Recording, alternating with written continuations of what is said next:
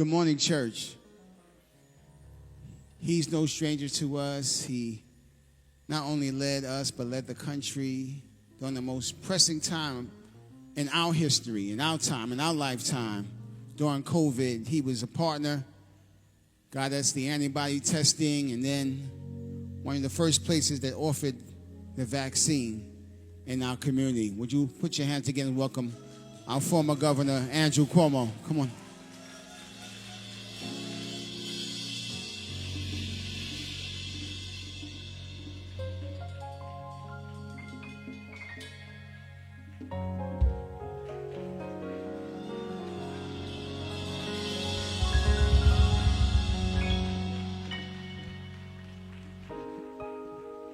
Thank you.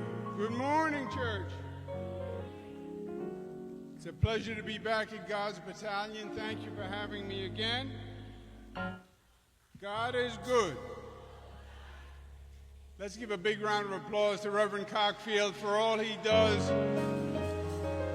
Not just for what he does for the church, and not just what he does for the community, but he is a civic leader all across the city and all across this state, and he's bringing reform and he's bringing change. Let's give him another round of applause. It's my honor to be back. Last weekend, I had the wedding of one of my 3 daughters, the first of the 3. And it was a beautiful wedding. It was a beautiful day, and she married a nice young man. We've known him for about 6 years. We're going to keep an eye on him, but I think he's a good young man. And the wedding was beautiful, but the planning for the wedding was a monster. And the other 2 daughters were maids of honor, so they were in charge of negotiating with me the process of the wedding. So it started off, they wanted to have a rehearsal. And I said, why do we need a rehearsal? It's 2 words, I do. And if she doesn't say I do and says I don't, it's over right there. So I don't understand the rehearsal. And she said, well, you have to walk her down the aisle. I said, I know how to walk, and she knows how to walk. I don't know why we need the rehearsal. Then we got into who should be invited to the wedding. And that's a trap, who should be invited to the wedding. Because you go through name after name after name, and we went through that. And then they wanted to do a brunch the day after the wedding. And I said, we've already been together for 2 days. We had dinner for 2 days. What else is there to talk about? Let everybody go home. No, we have to do a brunch. I said, how about we give them a gift certificate to IHOP, and if they want, they can have breakfast on the way. So this is going on back and forth, and my daughter, who's getting married, called me up, and she said, you know, Dad, what about me? What about me? And those words struck me, and I said, what do you mean? She said, well, this is about what I need and about I want. It's my wedding. What about me? And I said, you're right. And I did everything that she wanted. We have an election coming up. And we hear a lot about President Trump, and Trump has been indicted, and he's guilty, he's innocent, he's not indicted, he's playing golf. We hear a lot about President Biden, and should he run, should he not run, was he too old? Now Vice President Kamala Harris, who I don't know why it took us so long to settle on Vice President Kamala Harris. I have my suspicions, but I worked with her as Attorney General. She is a star. U.S. Senator, serving Vice President, opens a whole new generation. So we're excited about that. But the election isn't about them either. It is about you. That's what the election is about. It's about what you need and the help that you need. And the truth is, we do need help here in the city of New York. By the way, cities all across this nation need help. You look at what's happening in Los Angeles and San Francisco, all across the country, the cities are in trouble. What's happening here in New York, look at this migrant situation. Mayor Adams is exactly right.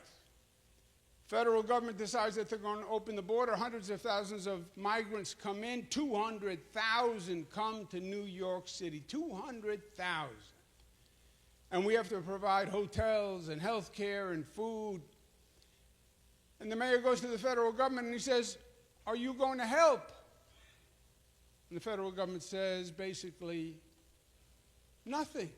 When it's the federal government that started the issue. And Mayor Adams goes to the state and he says, are you going to help?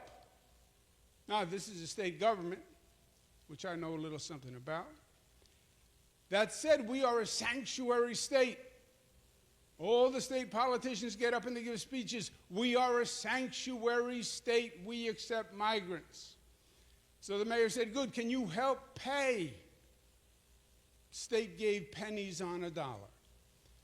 So now New York City has to pay $8 billion for migrants. $8 billion that could have gone to education, could have gone to pre-K, to 3K, could have gone to police, could have gone back to the taxpayers of New York. And now it's the burden of New York City. We have a problem with crime. And remember this about crime. Crime discriminates. Crime discriminates on the basis of race, on the basis of income, and the basis of age. 75% of the victims of crime are black and brown. Crime is a problem in Brownsville, East New York, South Jamaica, Mott Haven in the Bronx.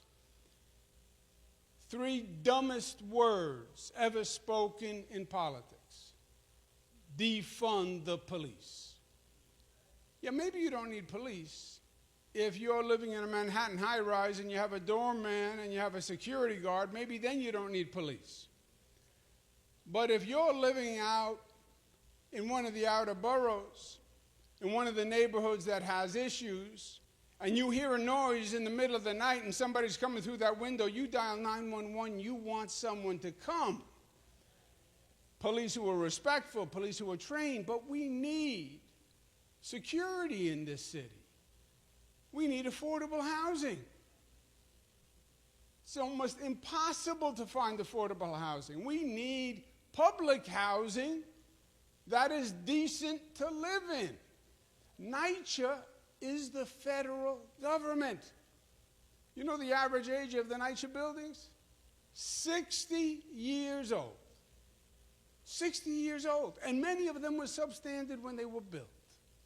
1949, the federal government said, every American deserves a safe, clean, decent place to live. And look at us today. So we have issues. We have needs. Mentally ill, homeless. Major problem in this city and cities all across the country. Mentally ill. Mentally ill means they are sick and they need help. It is inhumane to leave a mentally ill person on the street to fend for themselves. Matthew 10:8, heal the sick. We can do better than leaving them on a street corner. We have needs and we need help. Now, it's only fair and it's only just. Isaiah 1:17. Seek justice.